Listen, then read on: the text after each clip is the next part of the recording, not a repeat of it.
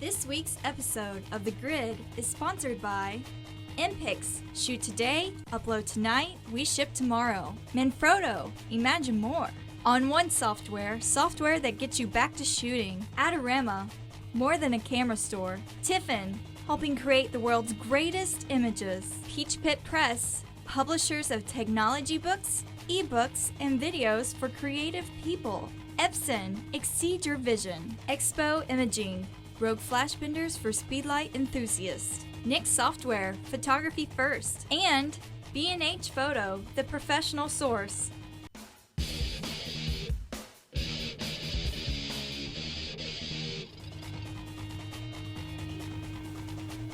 Not ready.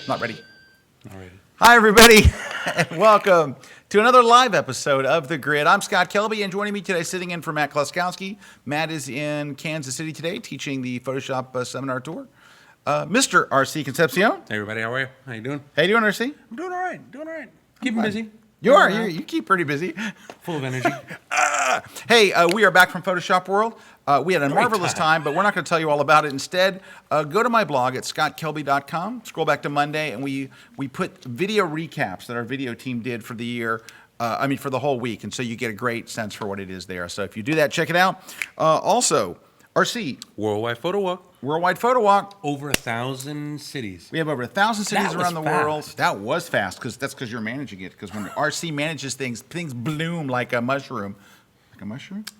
Do mushrooms bloom? Onions bloom. Onions, they bloom like a bloomin' onion at the Outback Steakhouse. So Worldwide Photo Walk, it's free. There's over 1,000 cities around. There's 1,023 last time I looked. What's it at? 1,029.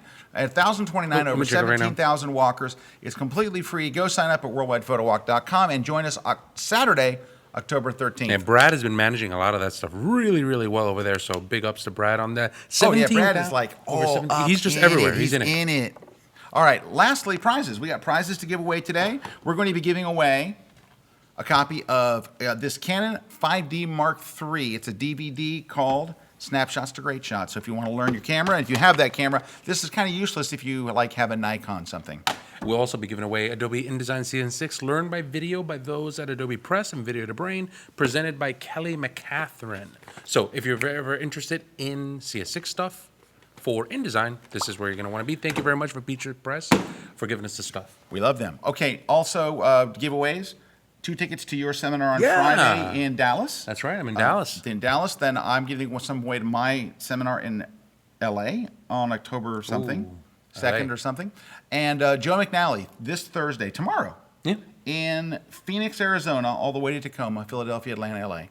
No, tomorrow he's in, see, Pete gets that joke. Yeah. So tomorrow we're giving, he's tomorrow, so we'll give away 2 tickets to someone watching live, because if you're watching this in rebroadcast, it's already happened. But last but not least, joining us on the set, all the way from that little country of France, that little enclave of Europe, who is still solvent in using the euro, it is Miss Nancy Massey.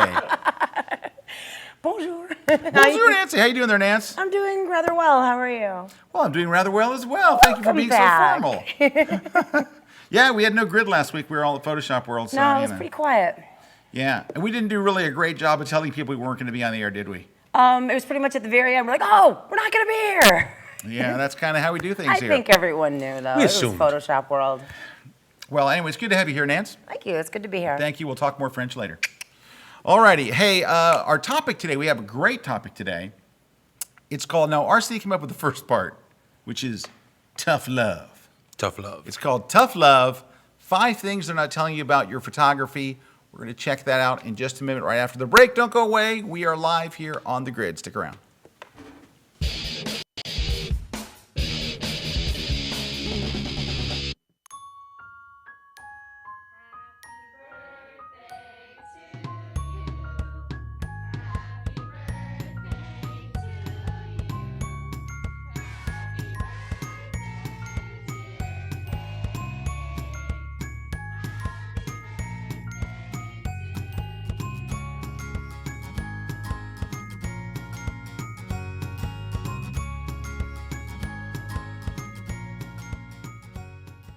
I'm Eric Valland, a lifestyle portrait photographer.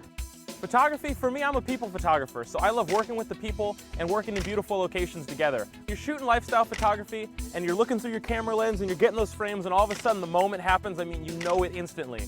The great thing about lifestyle photography is I try to capture real moments with it, so I set the stage to let those moments happen, and as they unfold, I'm just there lucky enough to be the one pulling the trigger and getting it on film. For my upcoming class, Outdoor Lifestyle Photography, the key to capturing that moment and that location is finding what's unique about that location, what really stands out to you right away, and then compressing it. In this class, I'm going to teach you how to select those locations, how to light them for control and contrast. Everybody loves the lighting techniques, but in the end, it's all just to set the stage so that moment can happen, and we walk away with an image that goes ahead and showcases the beautiful spot we were at and captures the moment as it happened in it. Please join us for the rest of the class. You're really going to love some of the techniques I've got to share.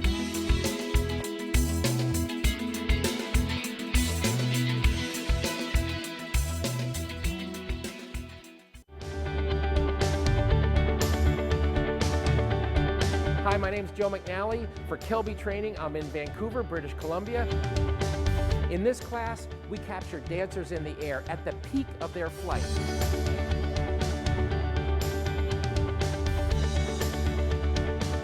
We ask them to create their most important, their most powerful move, and I'm going to show you how to get that move and photograph it with big flash, small flash, from the simple to the complex. Here, I can show you right here. Here's Gilbert. He's an amazing dancer. He just did this fantastic leap, but he's not the best dancer we worked with. Here's the best dancer we worked with. Come check out my class, Dancers in Flight, Beautiful Light, at kelbytraining.com.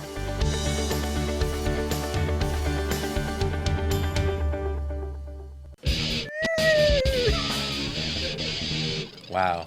Is that a high F? Yes. Hey, we're back. We were singing what? "Loving You" by Minnie Riperton? Was it Yep. Minnie Riperton? Yes, it was Minnie Riperton. We sing a lot of really good stuff. Nancy, were you confirming that? Yes, I'm a fountain of useless knowledge.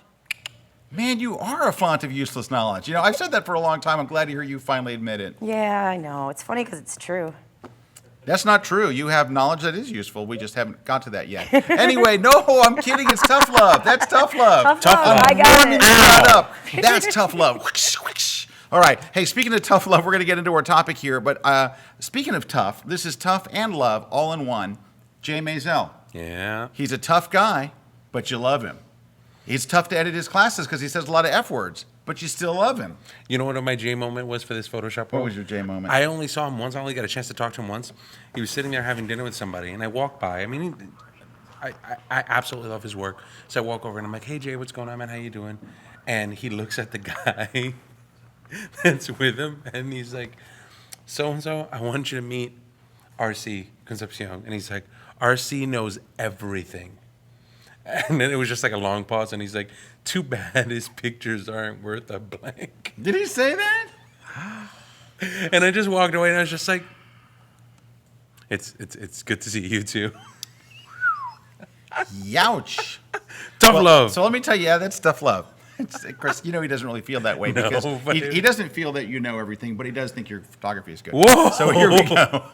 So we just released, while we were at Photoshop World, a class called A Week in Paris with Jay Maisel. So if you watched either of A Day with Jay Maisel or Another Day with Jay Maisel, which were both filmed with me and Jay in New York, I spent a week with him in Paris. I just heard literally right as we were on the break that the promo is done. I have not seen the promo. I think we're going to run it now. I don't know if can you guys run it? Yes? No? Thumbs up? Thumbs down? Promo? No. I hope I like it because Oh, yeah, we're good. They usually show it We're to me good. first to approve it, but now we're just playing it We're just live. gonna see it. But so if I don't like it, you'll see a different version soon. Here we go.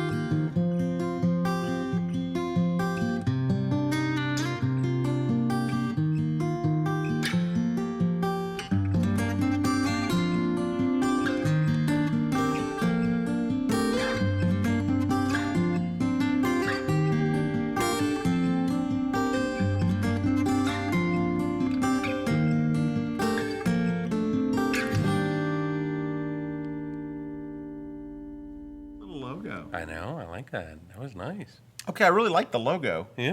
You know what I don't like though? What? Because I know my video crew is probably watching. I don't like where it has a quote and then it says kelbytraining.com user. Yeah.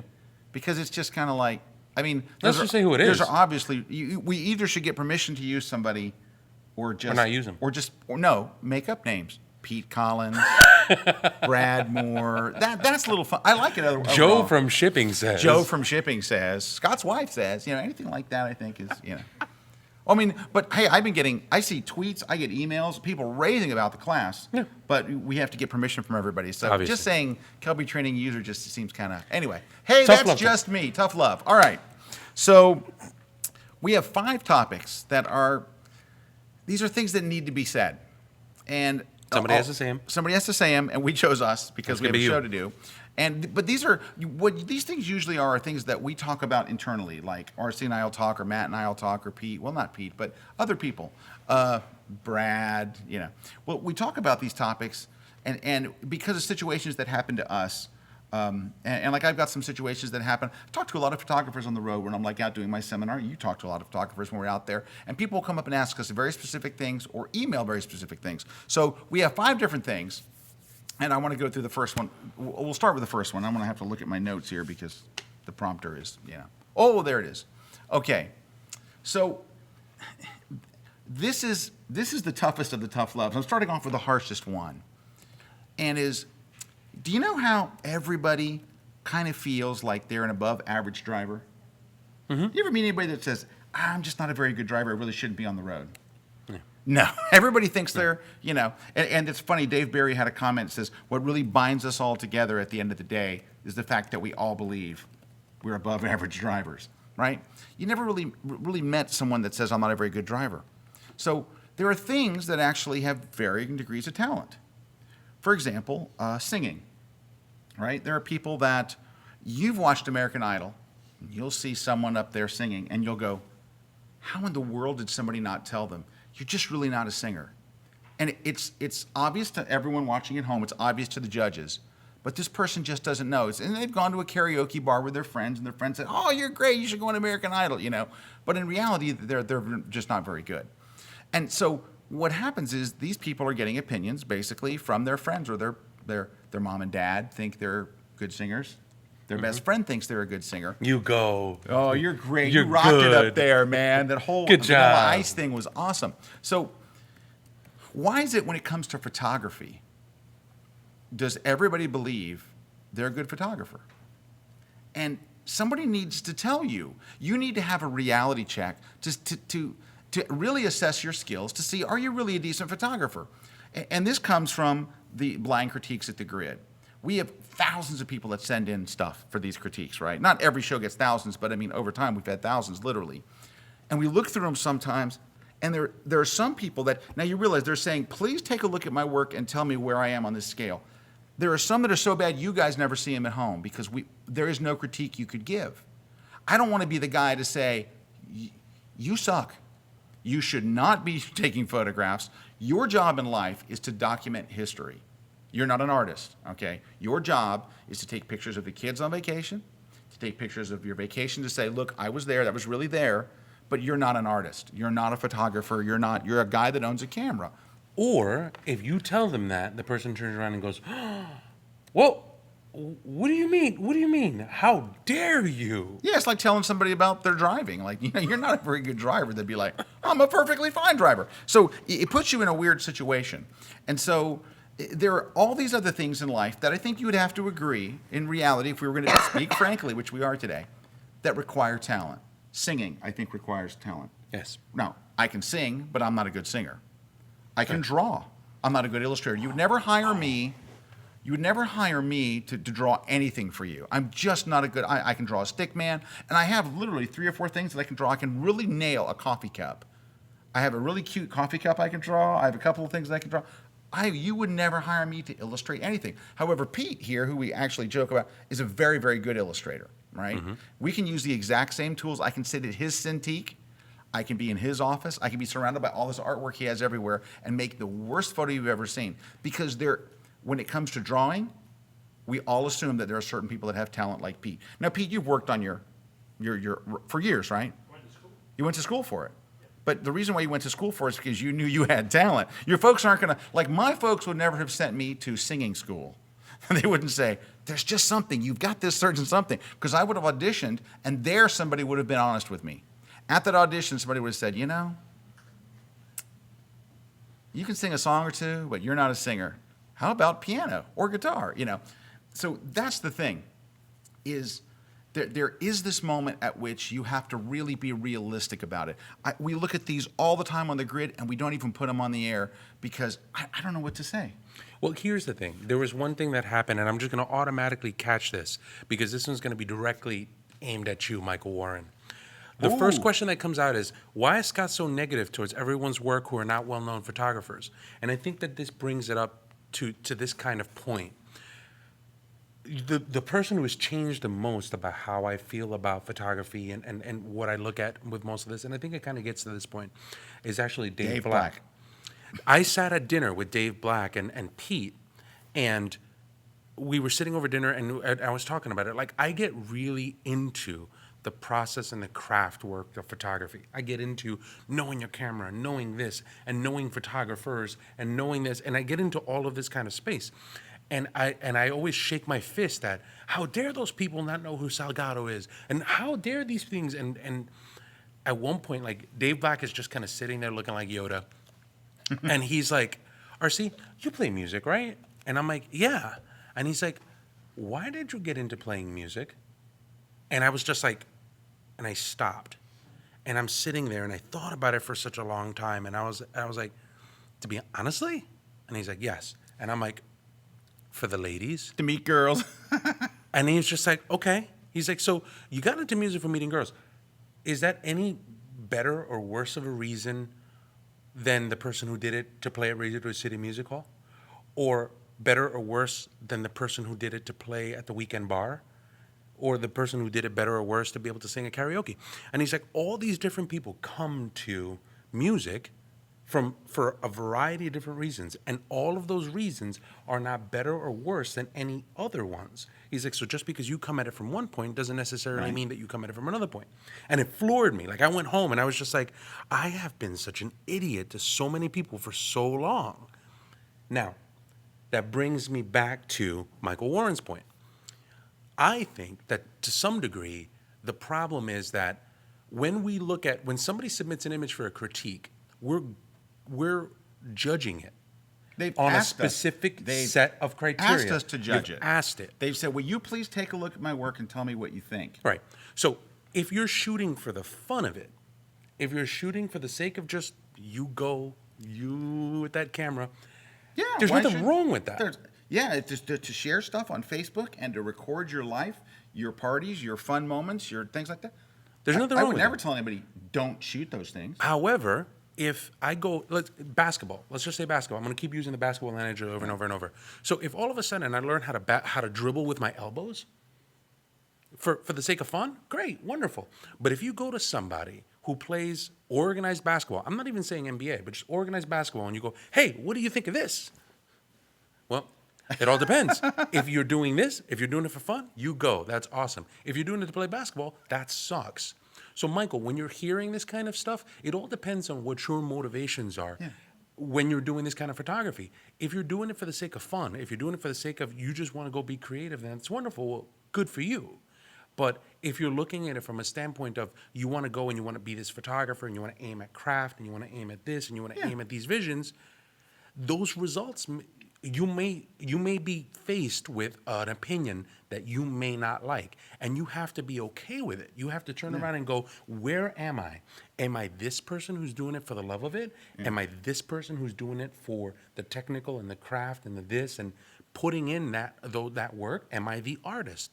If you don't know where you are in that continuum and you show up to do a critique and you don't like what you have, then you haven't done an honest assessment about where you are and who you want to be. And that's what this is about. Now, to the guy, Matthew, who says, I only like famous photographers, that's absolutely just ridiculous. So, I mean, when we do the critiques, I rave over some of the people that send in stuff. Absolutely rave over them. They're not famous. I just tell it like it is. If someone sends, I like a great photo, I don't care who took the photo. There are some very famous photographers, some extremely famous ones that I think aren't worth a crap. I think there are some absolutely people who are completely unknown that I think are absolutely brilliant. And I think RC have both tried to make some of those people famous, some of those people that nobody knows about, either as instructors or as photographers, and use D-Town especially to expose people to people who are great photographers that are not well known and things like that. So that comment's just off the board all the way. And I don't mean this to sound, and I'm going to try to be able to figure out, because I really do want this to come across as well-intentioned. When you talk to other photographers and you talk to photographers and you go, hey, I would like for you to critique my work. Here you go. What you're saying is the person that you've talked to is a photographer. He follows this and he follows these things, and you want to come, for the lack of a better explanation, you want to sit at that table and you want to be judged by those rules. If you want to be judged by those rules, a good inclination, or a good thing that you should keep in the back of your head is, if you get offended by anything that photographer says, chances are you're not looking at it from the right reasons. If you're going to turn back and go, well, how dare you, and I'm an artist and I'm a this, chances are you're doing it for the passion, and you're doing it for the fun, and you're doing it for the joy. Yeah. You're not doing it for the craft work behind it. But when you submitted that and you said, here, take That's a where look, you stepped across the line. you and went said, onto this I'm camp. serious. Where am I at? So, and I think that's one of those things, the assessment, when you talk about where you are Yeah. in that continuum, is not just where you are in the continuum, but almost kind of like what bucket you sit in. What was your motivation? When I started doing portfolio reviews recently, and it was thanks to Dave Black, one of the first things that people go, hey, I'm taking a look at, I'm just started in photography here. Can you take a look at my work? The first question that I ask is, where are you going with this? Like, are you doing this as a hobby? Are you doing this for fun? Are you just doing this for joy? No, I want to really get better as a photographer. Okay. If you want to go into this from a craft work standpoint, get ready for some criticism. And I think that's what people don't necessarily understand. Right. They don't make those assessments. So to bring it around, so a thing that I hear, RC hears, I was telling Brad Moore this yesterday. People that come up to my seminar and go, Mr. Kelby, I'm really struggling with my images and stuff. It's like, I love this stuff. I love photography. I'm crazy about it. I watch every show. I buy every book. I read everything. But I'm just not happy with it. I'm so passionate. This is such an incredible passion for me. I love this. I live this. And what you have to remember is being really passionate and into something does not make you a good photographer. I know guys that are into golf at a level you cannot imagine. That every weekend they play, and they're horrible golfers. They're just awful. They'll never, ever, ever make a dime, not even on betting on the golf course. They're that bad. But their life, if you say, what's the most fun thing in their life? Golf. Absolutely. It doesn't make you a good photographer because you love it. All right, because some of these people that send in their stuff, they send a story with it. Oh, Mr. Kelby, I hope you would consider this for the grid. I live this stuff. I eat it. I shoot every weekend, and it's so bad I don't know where to tell them where to go. And then other people send us stuff. Bam! Other people, zing! So other people will send us stuff where I open it up, and as soon as I see the first image, it's fantastic. Brad Moore told me yesterday about something that was really, they hit it on the nose. And I didn't see the whole thing, but Zach Arias did a thing where somebody was talking to him about their passion. And Zach walks over to a piano, and he starts to play. And he really can't play piano. It's kind of clunky and all. And then he goes, wow, I love piano. I'm into music. I listen to music all the time, on the weekends, at home, on my iPod. I'm a freak about music. Music is my life. But he can't actually play it. Then his wife, who's great, she's a professional musician, sits down, plays the piano. She sounds wonderful. They both are passionate about music. They both live for it. They both love it, except for one of them has talent. Nothing against Zach, because he's a wonderful photographer. Right. But that's the one thing nobody will tell you in this thing is talent is the great equalizer. Not whether you're famous or not, wink. It is talent. There are people, like I think my wife, who knows nothing about cameras and would never call herself a photographer, takes a wonderful image. Nothing I taught her, believe me, I haven't taught her anything about photography, but she has a knack for it. My son has a knack for it. I taught him this much. My daughter is 6. She's got a knack for it. Some people are born with a knack for stuff, you know? Zach's wife didn't struggle through and fight for years, and now I can finally play a song. She has a talent for it. She's got her own CDs. some things come from above. You're not born with, I mean, it's not like something you learn with. Some people are born with talent. Let me tell you, Joe McNally wasn't a crappy photographer and worked his way through and struggled and just, and all of a sudden one day he became good. I'm not saying he didn't pay his dues. I'm saying there's something wrong with Joe McNally. He has more talent in his pinky than most of us will ever have in our life. He was born that way. And the interesting part with all of this stuff is, it sounds bad when people hear. Like I saw a couple of people comments, and there's a little bit of that kind of the feeling of, if it makes you feel that way, you have to kind of take a step back and just understand that when you learn these kinds of things, or when you at least look at it a little bit more openly that way, it frees you up to kind of try different things and do different things. If you've ever run your head against a wall, you know where I had that kind of analogy, to be honest with you? Playing guitar. I love playing guitar. I have 5 acoustic guitars at home. I think you're very good at guitar. But I don't think that I'm particularly good at guitar. So you think that I'm good. I appreciate that. But what happens is this. I would sit around and I would literally sit there and go, man, I can't wait till I make my first album. Can't wait for me to make my first album. And I would run against the wall and run against the wall and run against the wall. And I would sit there and I would get so frustrated with how I felt about playing guitar that I stopped playing it. And then one day I was sitting around and I'm like, what do I care if I can't be the next Dave Matthews?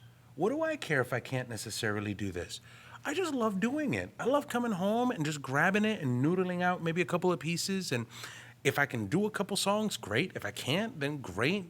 And so if I follow that from a music pool, I went from wanting to be a musician, like, working on an album kind of stuff, to just a person who just does it to love it. I don't feel any worse. That doesn't mean that I'm less of a musician. That doesn't mean anything else. But at least I was able to assess it honestly. And I was able to go, this is how I feel about it. That's what you need to do. And it actually made me feel better about the passion. That's what this is all about. We admit that it takes talent to be a great singer. We admit that it takes talent to be a great illustrator. It takes talent to be a great musician. Why do we pretend it doesn't take talent to be a great photographer? Yeah. I play in a band. Tony Giannis is my guitar player. I've been playing with Tony since I was 20 years old. On and off, but most of my life. Tony is a phenomenal guitar player. Tony was born to be a guitar player. I was actually born to be a drummer, but I play guitar. And I play in the same stage with Tony. We're both playing guitar. And if you listen to Tony and me, you're like, oh, yeah, Tony's like insane. I guarantee you that I work harder every week on my guitar than Tony does. I guarantee you I work way, way harder than he does. I put in 10 times the hours. I don't think Tony puts in any practice hours. He's fantastic. He doesn't put any work into it at all. He is pretty good. I work on guitar all the time. I work, but I don't have the talent Tony has. I don't care if I practiced all day, every day, 24 hours a day, I will never be as good as Tony. Does that make you feel worse of a musician? No, I think it makes me admire Tony, but and there's nothing wrong with that. Yeah, but I realize, you know what, this is the talent I have. My talent really is for drums or keyboards. It's not for guitar. But I am passionate about guitar. I love playing guitar. I'd rather play guitar than any other instrument, even though I'm better at other ones. But I realize my talent is not in guitar. I'm only going to get so good at guitar. Mm-hmm. That doesn't stop me from, but I have an honest assessment of it. Mm-hmm. So I can look at it and go, I'm okay. I'm never going to be Scott D'Uso. I'm never going to be Tony Giannis. And those are local guys. I'm not talking about stars and, I'm talking about guys in my neighborhood that are, friends of mine that are better than me. Hey, I want to read some comments. We got a lot of great comments coming in. Jay Muskie says, I think many people have a hard time listening to a negative critique because they see it as a critique of them and not their image. I agree, and I think sometimes it's like anything else. If you critique someone's car, it is a reflection of you. If you go, man, your car is a dump, people go, well, that's, they get very defensive about it because it is a reflection of them. Adam Silversmith says, because we listen to our friends and people who aren't photographers, and the average person doesn't know the difference between good and great photography. Yeah. I would tend to agree with that. I love Adam Silversmith. He's the Cirque guy behind Love. Oh, yeah. Yeah. I met him. Yeah, he's good. Javier. Sometimes I think my photos are bad until I see others. Doesn't make me feel too bad. and here's the thing, and that's totally cool. Like, people turn around and they go, well, now I don't feel so bad. I look at all of this stuff as almost kind of like a road. And it's like you're all going on the same road, and everybody's on a different path on that road, and you're walking on that road. And it's just cool to be on the road. It doesn't really matter if you're up ahead or behind or you're moving somewhere or it's just cool to be there. And I think that sometimes we think we're a little ahead when we're not. We think we think that we're a little behind when we're actually not. And really, the cool part about it is just to kind of be present. I don't want to make it overly Zen thing, Yeah. but it's just once you assess it, you get to just kind of enjoy it, and you get to just kind of take Yeah. all of that stuff out of it. And Yeah, all and I of don't that want anybody to angst. say that I'm saying that you should stop taking photos. No, not what at I'm all. saying is you need to assess really where you are, because you know what? A lot of people out there, and I hear from them all the time, and you do too, that are torturing themselves over their photography. They're frustrated, they're unhappy, they're angry because they can't get to where they want to get, and guess what? They're never going to get to where they want to get. So it's okay to go, you know what? I'm this kind of guitar player. It's okay for you to be that kind of photographer. Be the photographer that takes the shots at your kid's birthday party and at Disney World and wherever you go. It's okay. It sounds like an empty statement, but I really hope that I never get to where I want to get. It's all right. I like the fact that I'm not going to get there. No, I'm just messing with you. Okay. All right, Hey, wait, a couple more. If you take criticism out of your images, if you can't take criticism about your images, you won't make it very far in photography. Everybody's been told they suck at one time or another. Man, I've had some brutal portfolio reviews. That was from JD Photo. Chris says, why don't we want to hear that it takes talent? Because when you take away you can do everything just by trying hard, then it freaks you out. You can do a lot by trying hard, but you will hit a wall when you don't have the talent. And that's it. And that's why people are they're torturing themselves over this stuff. They're pulling their hair out. I've bought the best camera. I've bought this. I've done that. I've taken a bunch of classes. Why does my stuff still suck? It may be that you just don't have the talent, and that's okay. L. Baldwin says, or you don't give a crap of what others think and you shoot to please yourself. If you images get bought, then that is enough. I don't shoot to please other photographers ever. I mean, if your images get bought, that's enough. Then that just means that you're commercial. That doesn't mean you're any good, L. Baldwin. Yeah. It's at the end of the day. Where's the thing? Doesn't mean that you're any good, L. Baldwin. It just means people buy it. I'm sure you're fine. I'm sure you're a great photographer, and I'm sure that you're very good, and That's you're what he meant. absolutely right. If people buy, if you're happy with doing it, then that's great. That's not a problem. Brad's arguing, people buy McDonald's any day, every day. That doesn't make it gourmet. Yep. That's fine. And if you're happy with, oh, kapow, sorry. So it was. Let me take this back here because I didn't expect to say that. Beep. If you're happy Back with it it, up. absolutely. That's the most important part, you being happy with it. However, I think that what's even more important is for you to know where you are with it, know what bucket you're in. If you happen to be the guy that goes, shoot what makes you happy, be damned with everybody else, then you're in this bucket. There's nothing wrong you're with in a that. bucket for sure. Michael asks, Scott and RC, have you always been happy with your work? I'm extremely dissatisfied with I my could work. not be more unhappy. I don't think there's anybody in the world more unhappy with their photography than me. I look at my stuff and I want to puke. I'm so Owie. owie. I just nuked myself. Yeah, I'm nothing but frustrated with my work all the time. I mean, I look at it and I'm like, oh crap. I know where I want to be. I'm working to hopefully get there, but I feel like it's a long road. I'm not looking going, hey, it's over there in that corner. I'm like, I can't even see the map. My nav system won't take me where I need to go. But I'm constantly disappointed with my photography. I look at my stuff. Now, that doesn't mean every once in a while that I don't get Pete's showing a thing I put on my blog this week. But yeah, I put up demotivational posters. I put up one. If you go to scottkelby.com, I posted one. When was it? Yesterday? I just put it up on the live blog. Oh, there it is. Yeah, there it is right there. So, and you probably can't read it on screen because if you're watching a podcast, I'll read it for you. Hold on. I'm totally demotivated to read it to you, but here we go. So here's what the text says. When the rest of the crowd is capturing the players, it takes courage to break from the pack and focus on a headless replacement ref instead. There are those that will scoff and ridicule, but look at how sharp the ref's wireless mic pack is. They're not scoffing now, are they? So that's just a typical stupid picture I took on assignment at an NFL game. Anyway, but I think that overall, you know, I have some shots that I like. I'll have a shot that I kind of like that, I kind of like that. But as a body of work, I freaking hate everything I do. I'd probably feel absolutely the same way. I'm mostly just like, I can do better than this. But that's the hope. I feel like I can do better. I feel like I'm working towards something.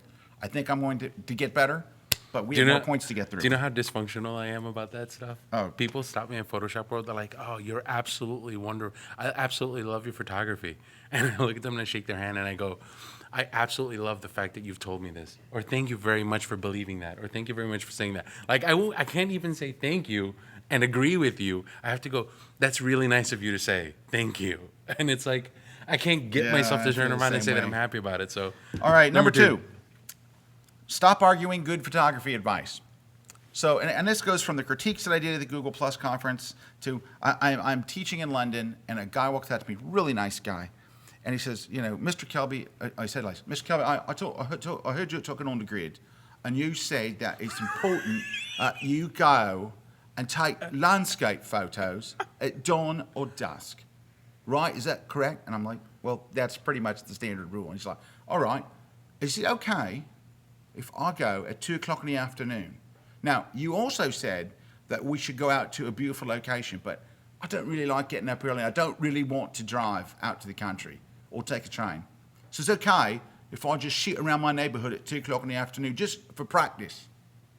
no. And I'm like, no. And he goes, well, why not? And I go, because practice is getting up at 5 in the morning, driving out in the countryside, and shooting photos. That's practice. Shooting crappy places in crappy light, that's not practice. That's what you do all the time. You're telling me that you want to Zam!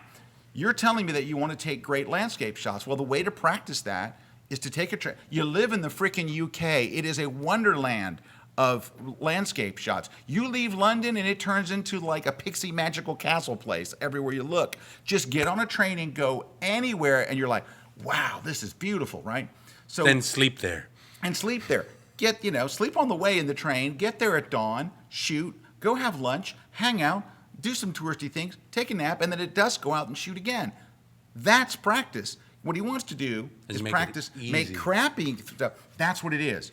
Now, I got to tell you, this shoot at dawn and shoot at dusk, did I come up with this theory? No. Did you come up with this? No. This was before RC and I were ever born. You would have photographers sitting around a group and going, guys, really want to make great landscape photos? You got to shoot at dawn. You got to shoot it. This is an age-old thing. I didn't come up with it. I'm just passing what was passed on by hundreds of photographers for 100 years before me. That the time is beautiful light is when beautiful landscape photos are made, and you have to go to a beautiful landscape. Like Joe McNally says, if you want to take more interesting photos, stand in front of more interesting things. So, And but whenever people won't do that. They won't take it. They won't take the advice. They're just like, yeah, but can't I do it easier? Whenever I hear a but in the middle of all of that stuff, I almost think to myself, but you want it easier than this, don't you? That's just kind of generally what I hear. But what about landscape photography? Well, what if you make it easier? There's no solution. Right. There's no solution to any of it other than just putting in the hours and putting in the work. Like I look at the stuff at Bill Fortney. I went on a Bill Fortney workshop. Oh, Bill. And he's like, well, we'll be out here at this one time at 3:30 in the morning. And I'm like, are you kidding 3:30 in the me? morning? It's like, well, you want the picture, don't you? That's kind of where Then it's I'll at. see you in the parking lot at 3 a.m. And it takes a certain level of commitment to want to be able to do it. does. It would shock people to know just how much more stuff there is to do in photography that doesn't involve you doing this. This is the absolute last thing that this you is do. easy. That's the last thing. Click. Everything else that's associated with it, that's what makes you a photographer. But you have to be willing to do it. You have to be willing. Like if you want to take great travel photos, it's not going to happen in Tampa, Florida. You're going to have to go to where great travel photos are made. You know, look at Trey Ratcliffe, right? So Trey has a great travel blog. Trey will go to an island in China. He'll sleep in a hut. He'll get up at dawn. He'll meet these fishermen. He'll do all these things to go. And you go, wow, yeah, Trey stuff is really good. You know what Trey does? Trey does what's necessary to get the shot. He does the things that you're not willing to do. And so that's what this really is about. What this really is about is stop making excuses for why your stuff doesn't look good because you won't do the very basic things to make them look good. I was giving a critique, and I know, bam! I know that a guy is watching this show today. I almost bet money. I haven't seen his name or anything. I'll bet money he's watching. I gave a photo critique of him at the Google Plus conference. He showed me this work. He comes across this picture, and I'm like, this picture doesn't really belong in your portfolio. It doesn't look like the other ones. And he's like, well, what's wrong with it? I go, well, you took it at 2 o'clock in the afternoon. It's harsh light. It's all this different stuff. And I pointed all the things that are wrong with it. He goes, but what about the shadows over here? And I go, yeah, that looks like crap. And he goes, but that's the only time of the day that those shadows appear there. And I said, well, then you needed to be there at a different time. Because this is a whole... So anyway, it starts going on and on and on. And he's defending this rotten shot. It's just rotten. And I'm like, dude... So, and finally I started to get irritated with it. Because I know the guy. It's kind of, it was easy to get irritated. I'm like, look, this shot doesn't belong in here. And he's like, but it was the only time of day I could get there. Okay, that's different. You could only get there. And you shot it. It's okay. It doesn't belong in your portfolio. All right? You can just look at it and go, wow, that was a great time. I remember that day. We had a lot of fun. But you need to not put that in your portfolio. So then later he comes back and shows me one of the same place taken later. It didn't have those shadows, but you know what? The shot was beautiful. I'm like, why isn't this in your portfolio? Well, I was trying to get those shadows.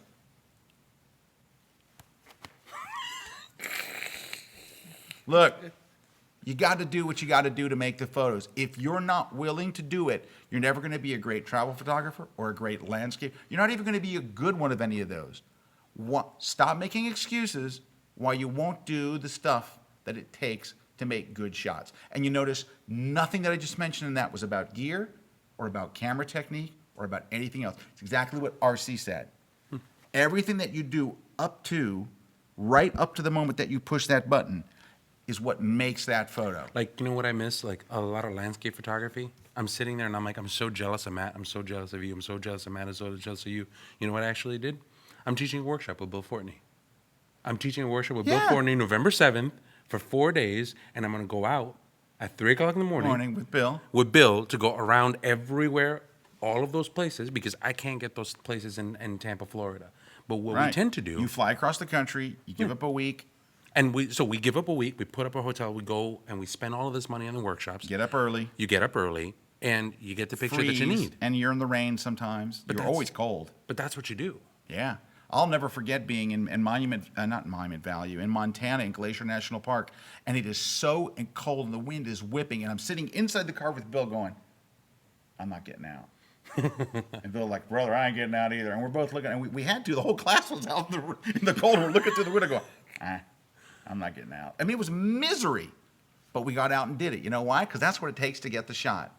So anyway. Put yourself out there. To wrap that up, number 2, because we still have a couple more. Number 2 is, you have to stop making excuses for the advice. Yeah, why your photos aren't the way they are, because you can probably get the photos you want because the techniques aren't that hard. It really isn't. I mean, you have to use a tripod, but it's like you might want a wide-angle lens, but it's not like you're not doing brain surgery, So it's a lot about what you did to get there on time. The sacrifices you made, the things to get that unbelievable thing. Yes. Number 3. So here's the thing, and this is about gear. Today's cameras make great exposures. You can buy any camera brand, Olympus, Pentax, Canon, Nikon, whatever. You can buy a point and shoot. You can use your cell phone. They will all take right out of the box a very good exposure. Seriously. So why do people worry so much about f-stops and shutter speed? Your phone, your stupid phone in your pocket, which, by the way, I don't know if you noticed, the new iPhone 5 looks pretty sweet. Just kidding, just want to get the Apple haters rolling.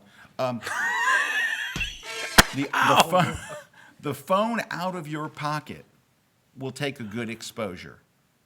So can we stop worrying about that and stop worrying about what actually makes a good photo? If you're worrying about f-stop, if your main concern when you're out there is what f-stop should I use, you've got a bigger problem, because your camera doesn't even need to know. You can just leave it on auto mode and get beautiful pictures. You need to stop worrying about that junk. Start worrying about what you're pointing your camera at. Start worrying about how you're composing, what the light looks like, Actually worry about the things that make a good shot, and the camera 99 times out of 100 will do all the work for you. This is my favorite. This is the favorite point of comparison that I like to make with most Oh of yeah, this gear. can we see RC's iPad real quick? Can you? It's probably okay. That picture Right there. is by Joe McNally. So You may have heard of him. yeah, you may have heard of him. He's famous, That so I like him. picture, that picture was actually shot with a D1X. The D1X. If you take a look at it right now from a technical standpoint, there's the Nikon D30, and I'm sorry, I would say Canon. It would be like Rebel XTI or anything like that. The Rebel XTI, the Nikon 3100 has got cheapest more ones you can buy. technological power. I think 3 times as much technological power as the D1X, which is the camera that they used for this. The D1X is 5 megapixels. Right. Yeah, I'm looking it up. Yeah. The D1X, 5 megapixels. That was a pull-out spread in National Geographic magazine. Yeah. So your cameras are actually pretty good right Whatever now. camera you have, the iPhone has 8 megapixels. The iPhone has 3 more megapixels than the shot that you just saw that was a 2-page spread and pullout in National Geographic magazine. Stop worrying about your stuff. Stop worrying about the f-stops. Stop worrying about all that stupid stuff. Start pointing your camera at more interesting things. Worry about composition. Worry about light. Skip all the tech crap.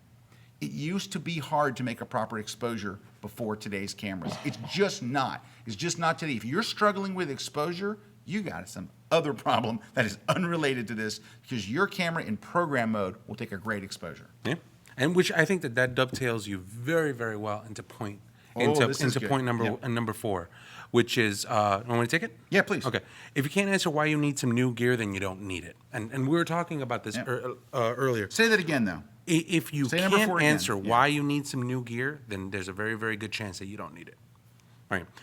This is where the conversation came from. I carry a lot of speed lights with myself. Or I carry a lot of speed lights in my bag. And a lot of the times people are like, oh, well, Joe McNally uses 9 speed lights. That means that I must use 9 speed lights. If I were to approach you on the street and I were to go, why do you carry 9 speed lights? If your answer is because Joe McNally did, that's not a good enough answer. That's not, I mean, it's a great answer for Joe, and it's a great answer, because I'm a fan too, but it doesn't necessarily speak to what you know as a photographer. What happens is this: whenever you need a specific light, I carry a lot of lights because I have this one main light here. And whenever I do this stylistically, I need to be able to have another light in this opposite section that has a specific color. So in order for me to be able to get a light of that color, I need to have a second light. But then when I put these 2 lights together, then I need a separation, which means that I need a third light. There's a very, very specific reason as to why all of this stuff is there and why I've made those choices. I used to do a lot of dance photography, and I bought like a 1.4 lens, and I would stand. People are like, well, why did you know that you needed a 1.4? Or why did you move to a faster camera? Or why did you do this? Well, at that time, I needed to shoot several rows back. I needed to shoot dance. I needed to shoot at least 1/60 of a second to be able to get a jump. I didn't want any edge blur. All of those problems came up, and then the gear was the solution for those problems. So there was a very, very specific need that needed to be met. If you ask yourself if you ask yourself these questions and you go, what kind of pictures am I doing? What kind of things am I taking a look at? How is this a problem? How can I best define this problem? And how can that one piece of gear solve it? Then yes, you need that one piece of gear. It's like your computer, right? Why do you buy a new computer? People generally buy new computers because, number one, their computers become so outdated that it won't do what they need to do. You can't run the Creative Suite 6 on it, or you can't run some of Apple software. It no longer supports that. That's one big reason why people buy new computer gear.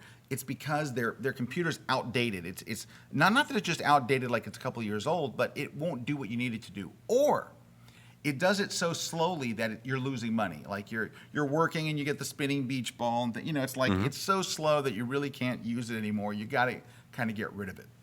So if that's the case, that's a very legitimate reason to buy new equipment. But if your main thing is like, hey, this just got released, I have to get it, you should be able to give a reasonable reason why, because it's not going to make you any better unless you're doing what RC says, where you have a need. Like when the D3 came out, I wanted a D3 because I shoot in low light situations a lot.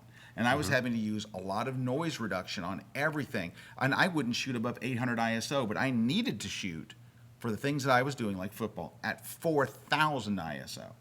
When they came out with a camera that would let me shoot at 4,000 ISO, I really needed that. It would change my whole workflow. I'd be able to create. It doesn't change my camera technique. It didn't make me a better photographer.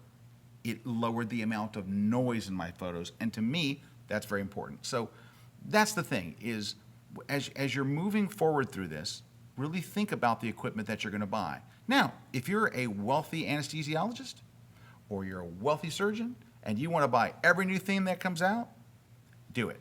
Why not? Because it's your passion. I know guys that are golfers who are very, very bad golfers, RC, not you, that if a new club comes out, if it's a great big mammoth Bertha, they will go and get that. You know, they're going to buy these new balls just came out, and these are supposed to be soft, and they're supposed to go extra. These are so good, they're not even allowed on the tour. These are banned from the tour. Eric, they're uniballs. Eric Kuna, actually, our video director, talked about it, and he said earlier today, he was like, I am in love with technology. And that's the actual, there's a very big difference between a photographist and a photographer. The photographist is in love with the technology of photography. The photographer is in love with photography. Like I tend to be half and half, right? Because I love the gear, I love playing around with it, I love buying all the different gear. But I know that me buying all of that gear, only a fraction of that actually contributes to the craft work of being a photographer. Right. And knowing the difference. But you love it, it's okay. And I love there's it. nothing wrong with it. I love it, you know, all that stuff, because I come to RC for advice. Like, RC, how do you do this thing? What button is it? What menu is it under? RC always knows. Okay, so number 4 was, if you can't answer why you need some new gear, maybe you don't need it. So don't get, Brad put a word up there I'm not going to read, but it's a word we use to describe people who are more concerned about what went into the shot than what actually is the shot. All right, number 5. We got Break time. time? We're running. Yeah, you know what? We're going to do number 5 when we get back. We have a real good one for number 5. We're going to take a short break. Hey, just want to mention that another class went live this week on Kelby Training. Moose's class. Oh. Moose has a landscape class that just went up. If you get a chance, go to kelbytraining.com and watch the little. They have little trailers for him and give you an idea of what's on. But kelbytraining.com. Moose is there. Joe is there. RC's there. Scott's We're there. all there. Brad's there. It's a love thing. All right, guys, stick around, and we'll be right back with number 5. Don't go away.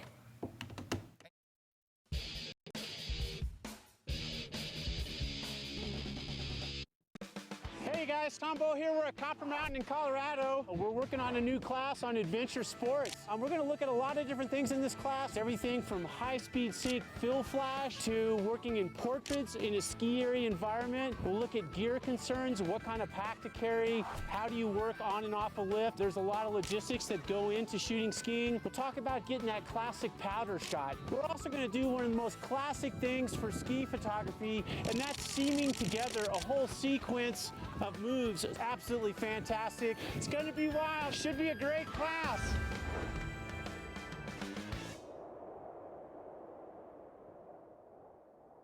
Did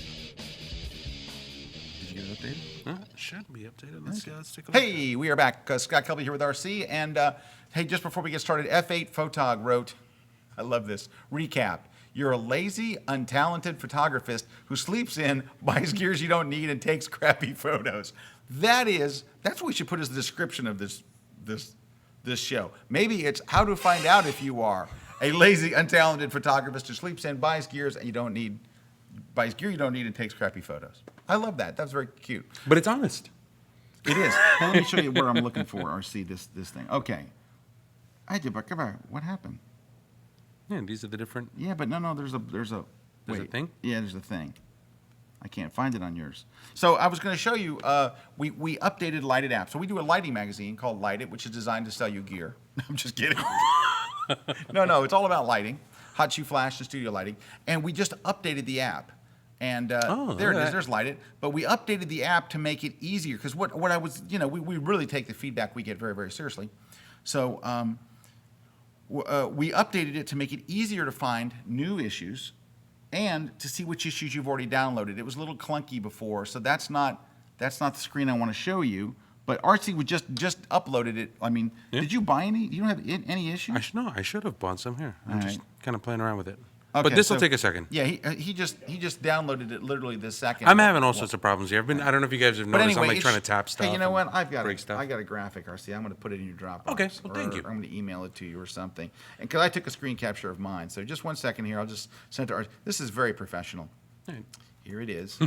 Oh, one little note. So Hi, there RC. is a Powie. How are you? Now, Okay. And they can. what was the other thing that we were talking? We were talking a little bit about the gear and the assessment.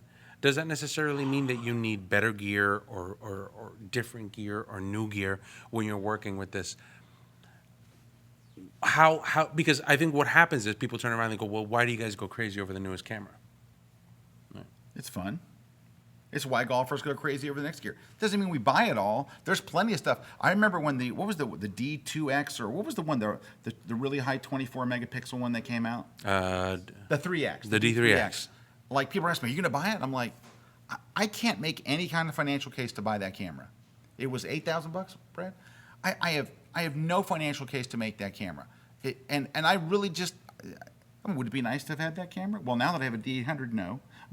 But I can make a case for the D800. I can make a great case for the D4. I couldn't make a case for the D3X, just me personally.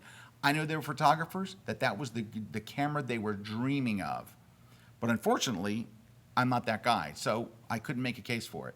But, you know, I love, you know, one of the things I love looking in magazines for is to see all the new stuff. Brad Moore writes a gear guide that we have in Light It. I don't know what Brad's going to write in it until he writes it. So I love to look at it when it comes in. I like to see it. I love to see all the new gear, even if I don't buy it. I only buy the things that I need. Hey, can we switch over to RC's machine? Here's the layout. That's what it looks like now, where you can figure out very easily which ones you've already bought. They will say read. Which ones you have not bought, you can download them. They're $2.99 a piece. So anyway, and by the way, if you haven't got Light It, if you haven't seen Light It for the iPad, you can go check it out. You can get a free issue. The first issue is free. So go and download the premiere issue. It's free. Nice. And we are working on an Android version. And people keep asking me, where's the Android version? Well, if it was working, we'd have already released it. It's not working yet. We're still ironing out some of the bugs and stuff, but it is coming. Now, everybody who went on my blog this week when I mentioned this and wrote me all kinds of things, oh, wait till the Android version comes, your subscriptions are going to skyrocket and the whole world's going to open up to you. We are not making a phone version of it. It is a tablet only. And if you watched Apple's keynotes today, you saw that last year, 62% of all tablets were iPads, all the tablets sold. This year, it's up to 68%. That's why we put it on the iPad first. And in the U.S., that number is higher. That's worldwide. So Was it 91%? 91% of all web traffic. Because when you talk about an Tablet traffic, Android, you can talk about a Kindle that's really for books. Right. You know, Kindles were not really sold to be web browsers, but they run the Android operating system. Okay, back to our story, number 5. This is a great one. I'm going to let Archie take this one, and this is it. He told me this today, and I was like, I changed this thing up right up. Ignoring technology will not make you a better photographer. RC. Well, and this kind of came out with, we were having a conversation. Kelly Seeger Kim and Karen Hutton and all those people on Google Plus have this show called Life Through the Lens. Great show. Great Life show. Through the Lens. I love Life Through the Lens. By the way, I saw you on there last night. I was watching. Were you? Yeah, I didn't write any comments or anything, but Cleaver and I were both watching. Oh, we nice. love that show. That's very cool. So, yeah, it's a great show. So I try to catch up with them every night. You can watch it on Google Plus. Make sure you check it with them. They do a really, really good job there. But in the middle of all of that stuff, I had heard a comment where it just kind of threw me off a little bit. Somebody had said something along the lines of, well, I try not to chimp. I try not to chimp. I try not to chimp. And I was like, you know, sometimes I think that the entire chimping thing isn't necessarily a bad thing.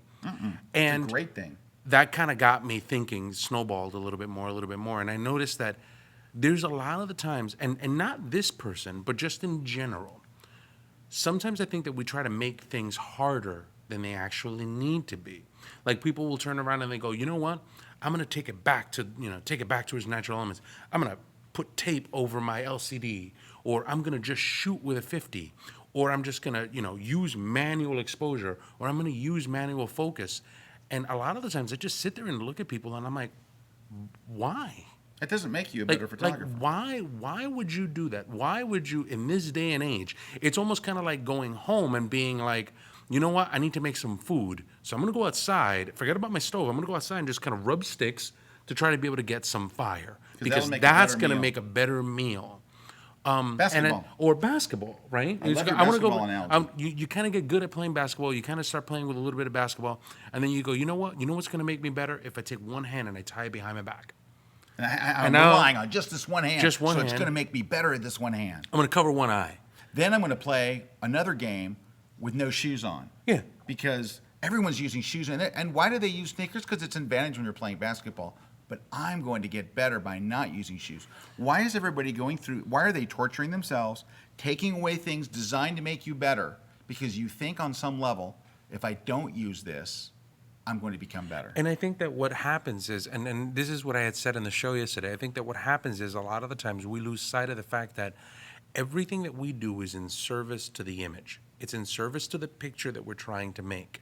So I tend to want to try to be really, really hard. Oh, somebody said, what is chimping, right? When you take a picture and you do this. You take a picture and then you spend most of your time doing this. Yeah, looking at now the reason why they came up with chimping is, and then the story I've heard was from one of the first Olympics where they used this was the first time where you could take a picture of an Olympic athlete and look on the back of your camera and actually see it. So what it was, there was two photographers using it, and they would be like, they take a picture, and now they can see it. They're like, "What do you think?" And the guy's like, "Ooh, ooh, ooh," and the other's like, "Ooh, ooh, ooh, ooh, ooh, ooh, ooh." So they called it chimping because they were getting all excited. But what it means is just looking at your image on the back of your camera, which is the greatest advantage that digital camera brings, maybe except for free film. Yeah. But outside of that, being able to see your image, is the person's eyes closed?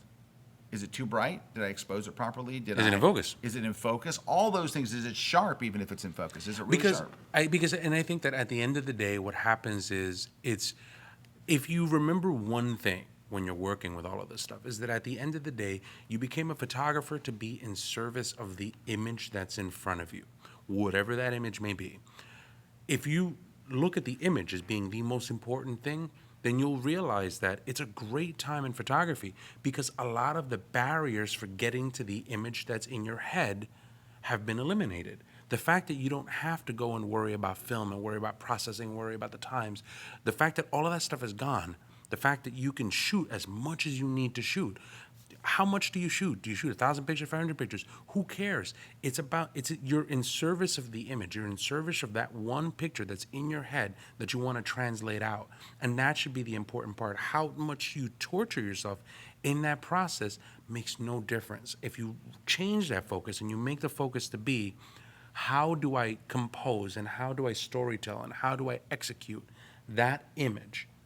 Then all of a sudden you'll find that you'll become an infinitely better photographer because all of this stuff has been designed to help you, not necessarily. Use all the tools. RC has these beautiful prints on his wall, and we were talking about them earlier. And like, you look at that image and you go, you know what makes that good? RC shot it in manual exposure. RC used manual focus. RC turned off his. That's not what makes it a good picture. What makes it a good picture is that it's a good picture. Thank you. That's very nice of you to say. But the rest of yours are crap. No, but that's the thing, is it really is about the image, and we get tied up on the journey, the process. We get tied up on the process, and we think by taking away these things that were designed to help us. Like I always hear that one about you should just take a 51.4 and shoot with that all day long. It makes you open your mind and all that kind of crap and all. You know what it does? It makes you miss a lot of shots that would have been maybe great, just for the sake of. I know that they do this. I know that in photo school, they do this all the time. Today we're shooting things that are blue. Tomorrow you're going to shoot with a 51.4. The next day, turn your thing off. And that's fine if you're a student in school. But for the rest of us, you should use every single tool at your, what's the word? At your advantage. And your disposal. Disposal.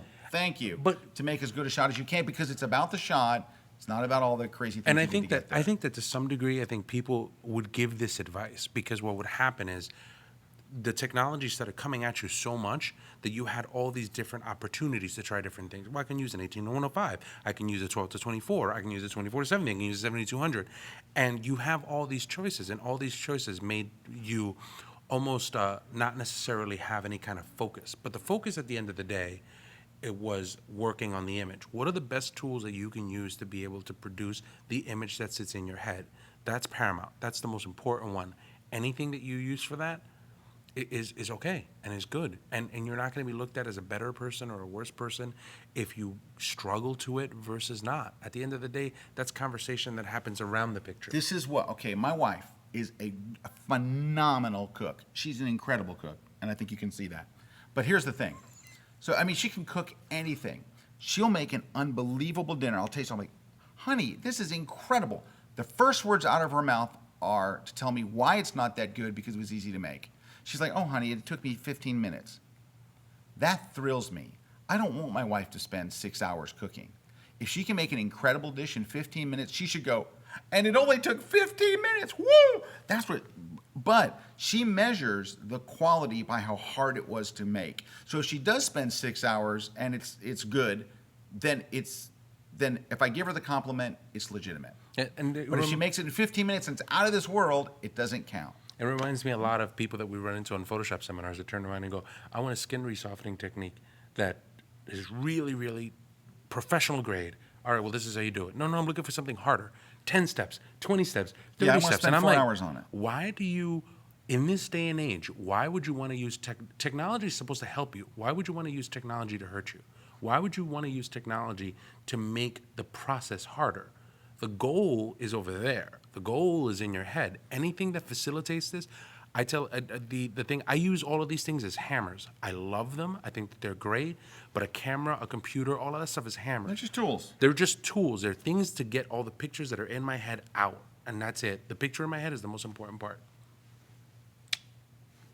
Or something. Or something. I just wanted to look at you for a second, see what you were I know, doing. it's just like, Hey, oh. it's contest time. We got some contests and stuff. Nansois, tell us about the contest. We're giving away tickets to RC's seminar, my seminar, Joe's seminar tomorrow, and the Canon 5D Mark III book and the InDesign book. Yes. How are we doing it? Okay, I have just turned off the comments, so now they require moderation. And what you are going to do is you are going to put your name, your email address, and the prize that you want in one comment. So like, don't hit enter because it'll just publish it and it'll get lost. So put it all in one comment and then hit enter, and we will collect them. Now, we are going to give away the Joe McNally tickets at the very end of the show. So if you want Joe McNally tickets, make sure that you let me know. And I will post the prizes right now. All right, thank you, Nancy. Sure. Hey, I just want to go recap real quick before we say goodbye. The 5 things. So the 5 things that I think will help you just in general. Number 1 is to make an honest assessment about your photography. Are you really a photographer? Get the opinions of people who are not your family members and find out if it's something you really should pursue. You can be like me, be the guitar player that struggles but does get better, and that's fine. Or are you that person that really love photography but it's never going to go beyond taking fun snapshots for your own personal thing? And that just coming to that sense can help you. So that's number 1. Number 2 is stop arguing good, time-honored photography advice.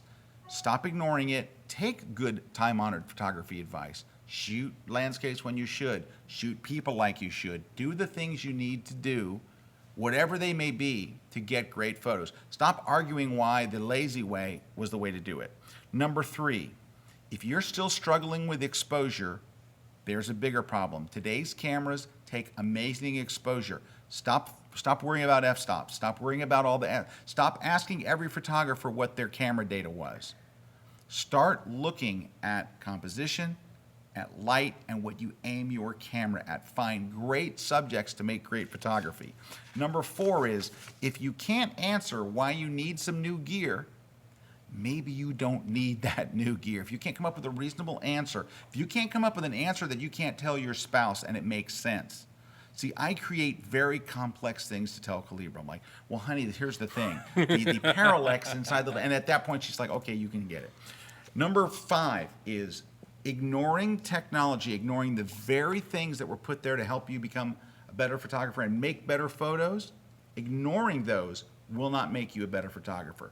Turning off the back of your camera won't make you a better photographer. Shooting in manual focus and torturing yourself and getting most of your photos out of, because you're just going to turn autofocus back on later. Stop torturing yourself. Just try to make better pictures. Don't get involved in that. So those are the 5 things. Just remember that at the very start of this show, we made it very clear this is tough love. So I know I can see some of the comments and people are arguing all these points. They're like, oh, well, what about this and what about that? Whatever. We gave you 5 things that we hope will help you think about it. If you want to continue doing what you're doing, you are in charge of you. Nancy, thank you very much for helping us out today. You did a lovely welcome. job. You were very, very competent. I was very, very quiet. You were quiet, you were competent, and I just like to say overall, very satisfactory. Jeez, all right. Thanks, Thank you. I think. I'm just very effusive with my praise today. I got your winners, by the way, if you want. I pulled the winners already for Joe McNally. Oh, you pulled the ones for Joe. Let's see who they are.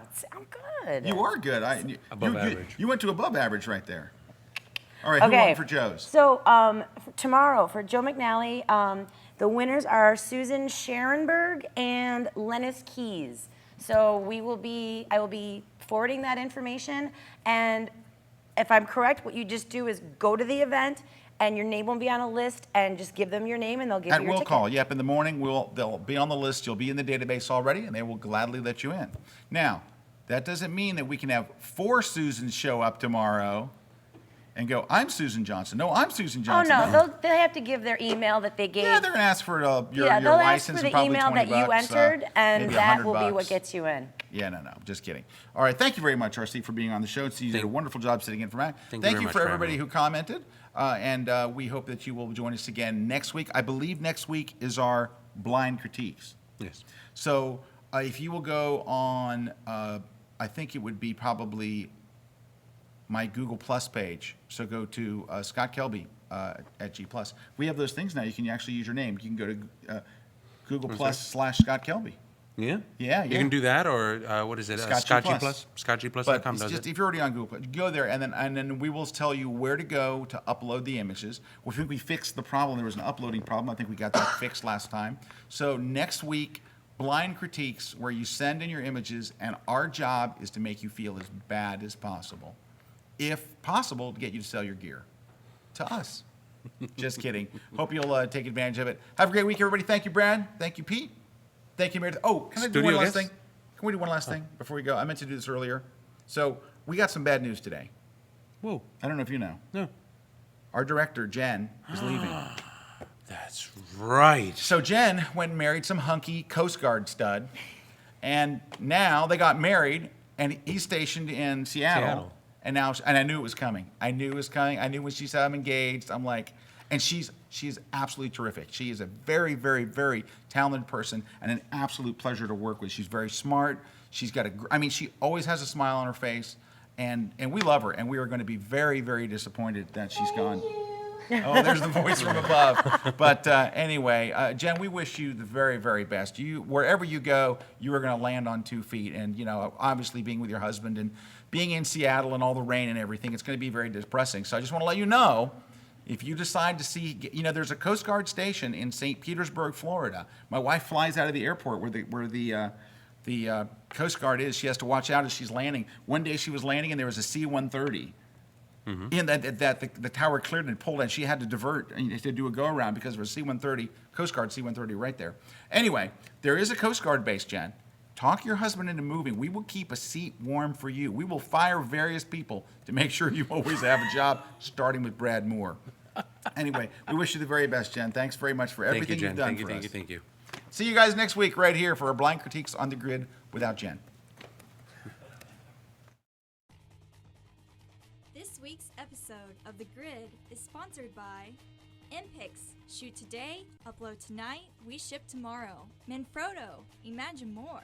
On One Software that gets you back to shooting. Adorama, more than a camera store. Tiffin, helping create the world's greatest images. Peach Pit Press, publishers of technology books, ebooks, and videos for creative people. Epson, exceed your vision. Expo Imaging, Rogue Flash Benders for speedlight enthusiasts. Nix Software, photography first. And B&H Photo, the professional source.